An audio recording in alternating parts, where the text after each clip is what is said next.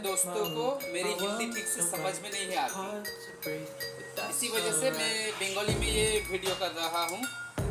আমার ভিডিওই আমি যে গিফটের কথাগুলো বলছি আপনাদের, এটা একদম সত্য। আপনাদের যদি বিশ্বাস না হয় তাহলে আপনারা একবার একটা কমেন্ট করে দেখতে পারেন, প্রশ্নের একটা উত্তর দিয়ে দেখতে পারেন, এতে আপনার কিছুই যায় আসবে না।